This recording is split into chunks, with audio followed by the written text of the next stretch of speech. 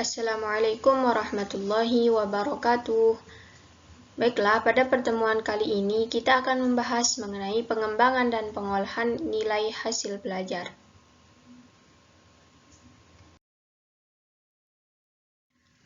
Pokok-pokok materi yang akan kita bahas pertama yaitu pengembangan tes hasil belajar, yang kedua analisis tes hasil belajar, yang ketiga pengolahan nilai hasil belajar, dan yang keempat yaitu pelaksanaan program tindak lanjut.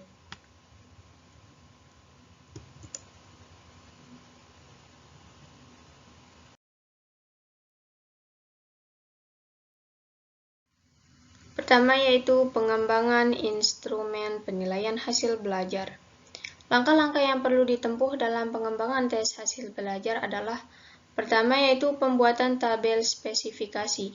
Tabel spesifikasi adalah tabel yang memuat ruang lingkup materi atau pokok bahasan dan aspek tingkah laku yang akan dievaluasi beserta proporsionalitasnya atau keseimbangan jumlah soal pada tiap materi dan aspek tingkah lakunya bagaimana taksonomi Bloom dan taksonomi dari Anderson. Yang kedua yaitu merumuskan indikator. Mengacu pada tabel spesifikasi di atas, guru kemudian merumuskan indikator yang disesuaikan dengan kompetensi dasar dari masing-masing materi pelajaran.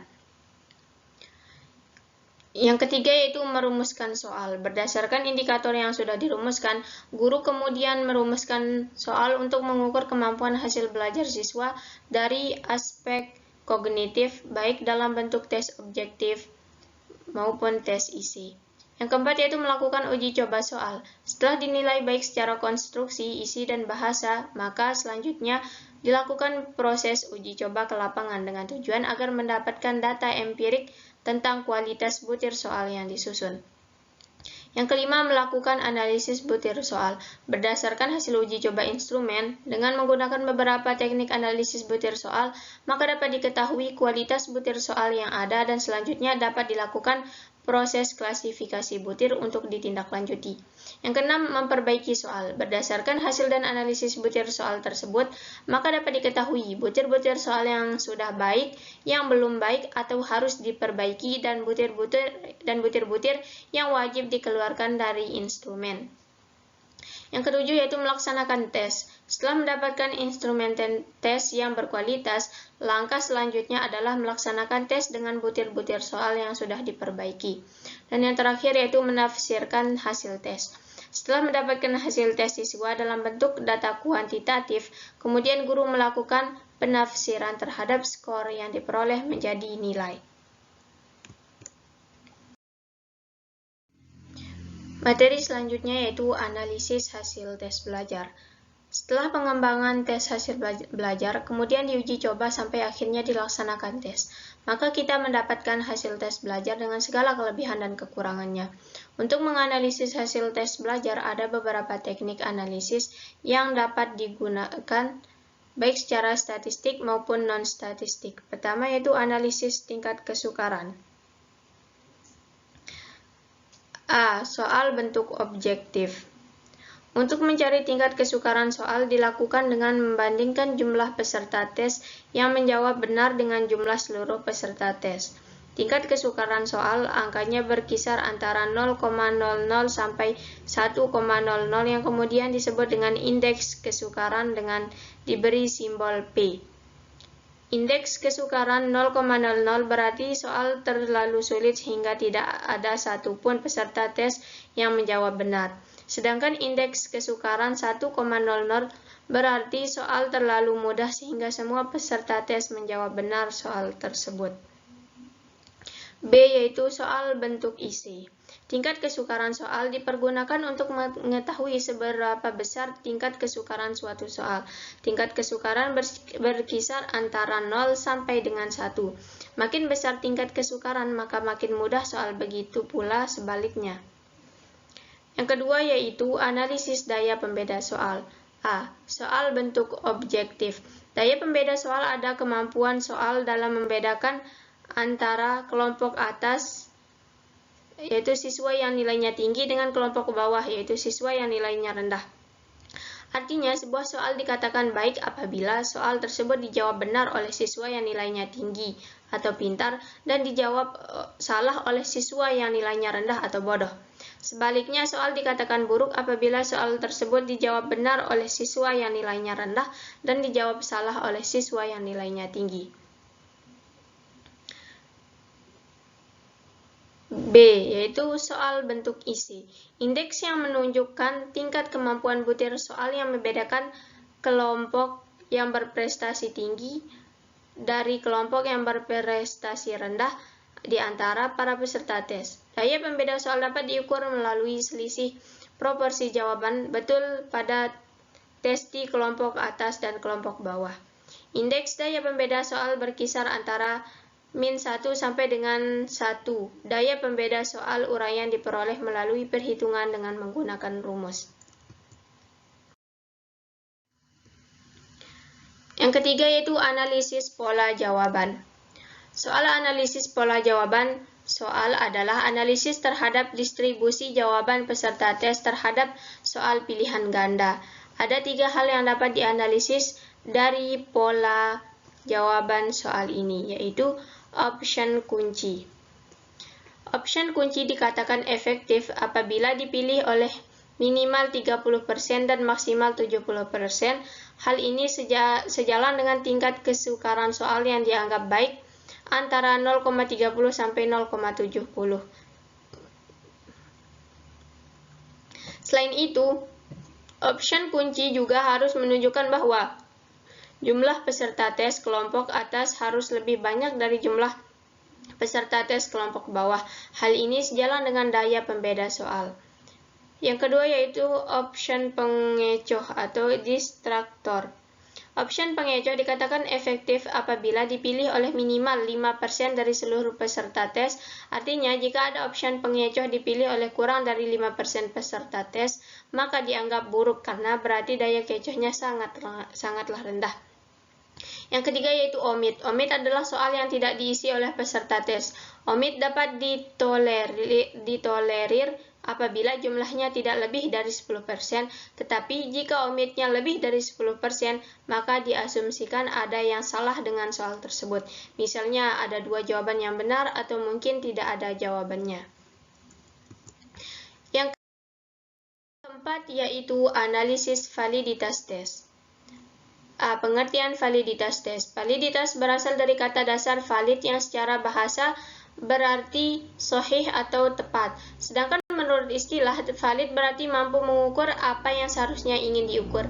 Dengan demikian, maka validitas adalah tingkat kevalidan, tingkat kesahihan, dan tingkat ketepatan suatu alat ukur dalam melakukan fungsi ukurnya. B. Jenis-jenis validitas tes. Secara metodologis, validitas terbagi ke dalam 2 jenis, yaitu validitas logis. Validitas logis adalah jenis validitas tes yang dapat dianalisis dengan menggunakan pendapat para ahli atau judgment expert, sehingga tidak perlu menggunakan teknik statistik. Dan validitas logis terdiri dari 2 jenis, yaitu pertama validitas isi atau content validity. Validitas isi adalah tingkat kesahihan suatu tes yang diukur dari sejauh mana tingkat kesesuaian antara soal-soal yang membangun tes tersebut dengan materi atau kurikulum yang sudah diberikan kepada siswa. Dengan kata lain, validitas isi diukur dari sejauh mana soal-soal pada suatu tes sesuai dengan materi yang sudah diajarkan. Dan yang kedua yaitu validitas konstruksi atau construct validity. Validitas konstruksi adalah tingkat kesahihan suatu tes yang diukur dari sejauh mana tingkat kesesuaian antara konstruksi yang membangun tes tersebut dengan aspek-aspek tingkah laku yang akan diukur sebagaimana yang dirumuskan dalam tujuan pembelajaran khusus atau indikator kemampuan hasil belajar. Jenis validitas yang kedua yaitu validitas empiris. Validitas empiris adalah validitas yang bersumber atau diperoleh atas dasar pengamatan di lapangan. Validitas empiris juga terbagi kepada dua jenis. Pertama yaitu validitas bandingan atau concurrent validity. Sebuah tes dikatakan memiliki validitas bandingan apabila hasil tes tersebut menunjukkan adanya hubungan yang searah antara hasil tes yang pertama dengan hasil tes yang berikutnya. Jenis yang kedua yaitu validitas ramalan atau predictive validity. Sebuah tes dikatakan memiliki validitas ramalan atau validitas prediksi apabila hasil tes tersebut mampu meramalkan apa yang akan terjadi pada masa yang akan datang. Tes penerimaan mahasiswa baru adalah contoh tes yang hasilnya diharapkan mampu meramalkan keberhasilan studi para calon mahasiswa dalam mengikuti program pendidikan di perguruan tinggi tersebut pada masa yang akan datang.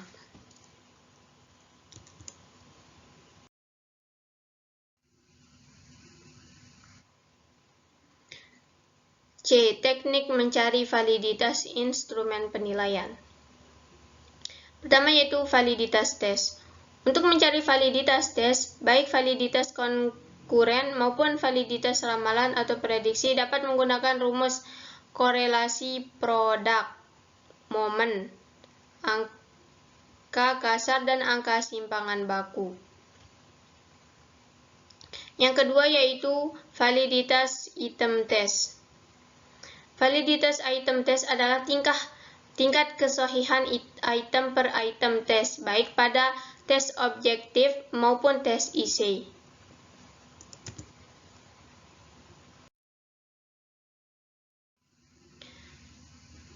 Materi yang kelima yaitu mengenai analisis reliabilitas tes. Pengertian reliabilitas tes. Secara bahasa, reliabilitas berasal dari kata reliable, yang berarti andal atau terpercaya. Sedangkan dari segi istilah, reliabilitas adalah tingkat keterpercayaan hasil tes yang diukur dari tingkat konsistensi hasil tes meskipun dilakukan berkali-kali pada kelompok siswa yang sama. Cara mencari reliabilitas tes. Untuk menentukan tingkat reliabilitas tes ada 3 cara yang dapat digunakan, yaitu pertama, tes ulang atau retest. Dalam pelaksanaannya, guru membuat satu seri soal tapi diujikan 2 kali pada kelompok siswa yang sama pada waktu yang berbeda. Hasil dari kedua tes tersebut kemudian dibandingkan dengan rumus korelasi produk momen. Yang kedua yaitu tes paralel atau ekuivalen. Dalam pelaksanaannya, guru membuat 2 seri soal yang berbeda tapi memiliki kesamaan dari aspek tujuan, struktur soal, dan tingkat kesulitan. Soal tersebut kemudian diujikan kepada kelompok siswa yang sama pada waktu yang berbeda. Hasil dari kedua tes tersebut kemudian dibandingkan dengan rumus korelasi produk momen atau korelasi produk momen. Yang ketiga yaitu tes belah 2 atau split half. Dalam pelaksanaannya, guru membuat satu seri soal dan diujikan 1 kali pada kelompok siswa yang sama. Untuk menganalisisnya, hasil tes tersebut kemudian dibelah 2 antara item-item ganjil genap atau item-item awal akhir. Kemudian dihitung dengan rumus produk momen yang dilanjutkan dengan rumus Spearman-Brown.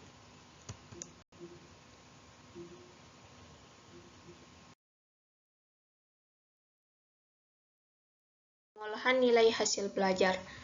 Pertama, pemberian skor dan nilai terhadap alat evaluasi tes. Alat evaluasi tes digunakan untuk menilai kompetensi siswa pada aspek kognitif dan sebagian untuk psikomotorik. Untuk aspek kognitif, tes dibedakan antara tes objektif dengan tes subjektif. A. Tes objektif. Dalam proses scoring untuk tes objektif, ada beberapa langkah yang sebaiknya dilakukan sebelum skor diberikan. Yang pertama yaitu membuat kunci jawaban. Yang kedua, membuat lembar kunci jawaban. Dan yang ketiga yaitu membuat pedoman penilaian yang menjelaskan skor seharusnya pada masing-masing item, sehingga dapat mempermudah dalam proses pemberian skor. Yang kedua yaitu tes subjektif atau IC. Isi adalah bentuk tes yang meminta siswa untuk menjawab lebih dari 3 kata yang tingkat kesulitannya disesuaikan dengan tingkat kognitif yang digunakan. Sehingga dalam tes isi masing-masing item soal diberikan bobot lebih dari 1 dan bergradasi sesuai dengan tingkatan kognitif yang digunakan atau tingkat kesulitannya. Yang kedua yaitu pemberian skor dan nilai terhadap alat evaluasi non-tes. Alat evaluasi non-tes digunakan untuk menilai kompetensi siswa pada aspek afektif atau sikap, yaitu dengan menggunakan observasi, angket, dan jurnal. Non-tes juga digunakan untuk menilai aspek kompetensi psikomotorik. Pemberian skor untuk penilaian sikap menggunakan rentang 1-4 untuk seluruh teknik penilaian. Yang ketiga yaitu pengolahan hasil penilaian unjuk kerja atau praktik. Berdasarkan hasil penilaian unjuk kerja siswa maka diperoleh data atau skor yang menunjukkan kemampuan siswa dalam mencapai kompetensi yang menuntut peserta didik melakukan tugas tertentu. D. Pelaksanaan program tindak lanjut. Pertama itu program remedial. Bagi peserta didik yang belum mencapai kriteria ketuntasan minimal atau KKM, maka diberikan tindak lanjut untuknya program remedial. Program remedial adalah program tindak lanjut dari kegiatan evaluasi hasil belajar terhadap peserta didik yang menunjukkan kegagalan mencapai KKM dalam bentuk pemberian tindakan pembelajaran perbaikan karena diasumsikan mengalami kesulitan belajar.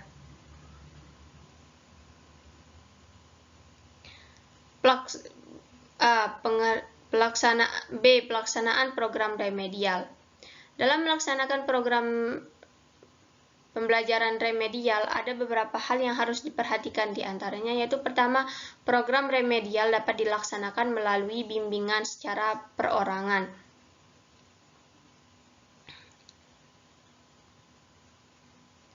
Bila kesulitan yang dihadapi beberapa peserta didik berbeda-beda sehingga memerlukan bimbingan secara individual.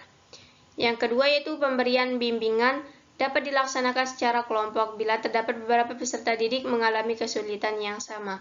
Yang ketiga yaitu jika kesulitan belajar dihadapi oleh sebagian besar siswa, maka program remedial dilakukan dengan melakukan pembelajaran ulang dengan metode dan media yang berbeda sesuai dengan gaya belajar peserta didik.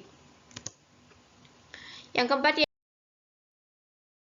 yaitu pemberian bimbingan dapat dilakukan melalui tugas-tugas latihan secara khusus dengan memanfaatkan tutor sebaya baik secara individu maupun kelompok. Yang kelima itu pembelajaran remedial dapat dilakukan sebelum semester berakhir atau batas akhir pemasukan nilai ke dalam buku raport. Yang keenam yaitu pelaksanaan pembelajaran remedial dilakukan di luar jam pelajaran, yaitu sebelum pembelajaran pertama dimulai, setelah pembelajaran selesai, atau pada selang waktu tertentu yang tidak mengganggu kegiatan pembelajaran. Yang ketujuh yaitu pembelajaran remedial dapat juga dilakukan dengan jalan mengambil beberapa peserta didik yang membutuhkan remedial dari kelas reguler ke kelas remedial. Dan yang kedelapan yaitu selanjutnya setelah melakukan pembelajaran remedial diakhiri dengan penilaian untuk melihat pencapaian peserta didik pada KD yang di remedial.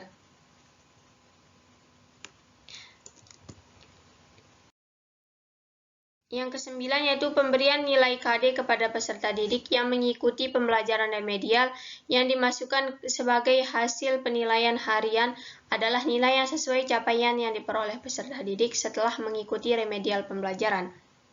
Dan yang terakhir yaitu dari 3 cara pelaksanaan pembelajaran remedial, yaitu pembelajaran di luar jam pelajaran, pengambilan peserta didik tertentu, dan penggunaan tim pengajar.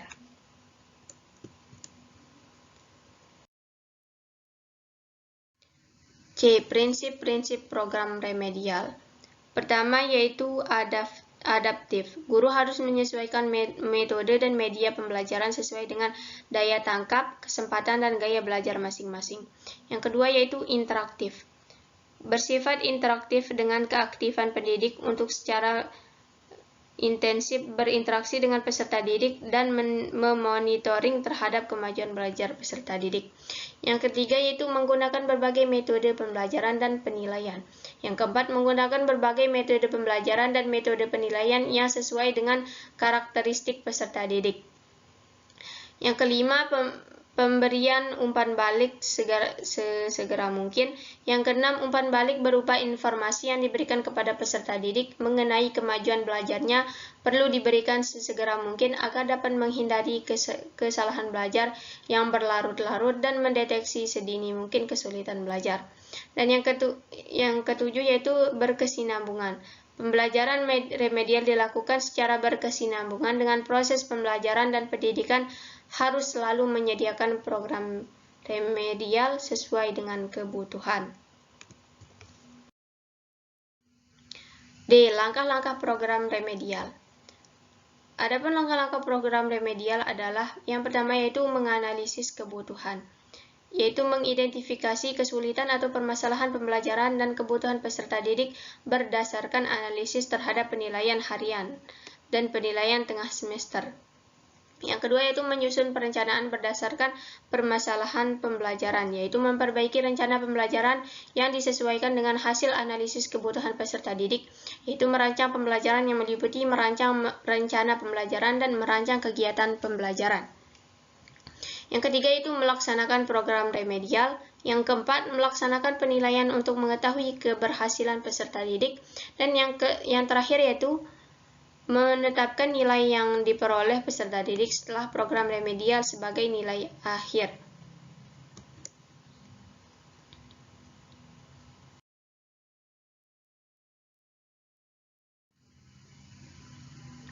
E. Penunjang keberhasilan pelaksanaan pembelajaran remedial. Yang pertama yaitu mengenal peserta didik yang mengalami kesulitan belajar dan beberapa indikator untuk mengenal kesulitan belajar peserta didik yaitu yang pertama, peserta didik belum dapat menguasai materi pembelajaran sesuai dengan waktu yang telah ditentukan. Yang kedua, peserta didik memperoleh hasil belajar yang rendah dibandingkan dengan peserta didik lainnya. Yang ketiga, peserta didik belum mencapai prestasi belajar sesuai dengan kemampuan yang dimilikinya. Dan yang terakhir, peserta didik belum dapat menunjukkan kepribadian yang baik. Yang kedua yaitu memahami faktor-faktor penyebab kesulitan belajar dari dalam dan luar diri peserta didik. Yang ketiga, perlu melakukan usaha perbaikan terhadap kesulitan belajar peserta didik dengan dua cara. Yang pertama, mencegah kesulitan belajar agar tidak menular kepada peserta didik lainnya. Yang kedua, menyembuhkan peserta didik yang sedang mengalami kesulitan belajar.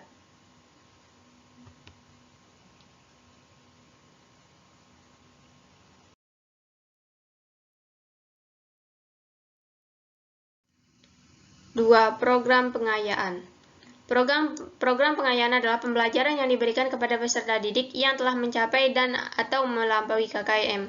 Langkah-langkah sistematis dalam mengidentifikasi kelebihan kemampuan siswa dan memberikan treatment pembelajaran pengayaan adalah sebagai berikut. Pertama, belajar kelompok. Sekelompok peserta didik yang mempunyai minat tertentu diberi tugas untuk memecahkan permasalahan membaca di perpustakaan terkait dengan KD yang dipelajari pada jam pelajaran sekolah atau di luar pelajaran sekolah. Yang kedua yaitu belajar mandiri. Secara mandiri, peserta didik belajar mengenai sesuatu yang diminati, menjadi tutor sebaya bagi teman yang membutuhkan mengembangkan latihan, yaitu dengan mengembangkan latihan praktis yang dapat dilaksanakan oleh teman-temannya yang membutuhkan dalam bentuk latihan. Yang ketiga yaitu pembelajaran berbasis tema. Pembelajaran terpadu yang memadukan kurikulum di bawah tema besar sehingga peserta didik dapat mempelajari hubungan antara berbagai disiplin ilmu. Yang keempat, pemadatan kurikulum pemberian materi kepada peserta didik, yaitu terhadap kompetensi materi yang belum diketahui oleh peserta didik. Sekian dari saya, terima kasih.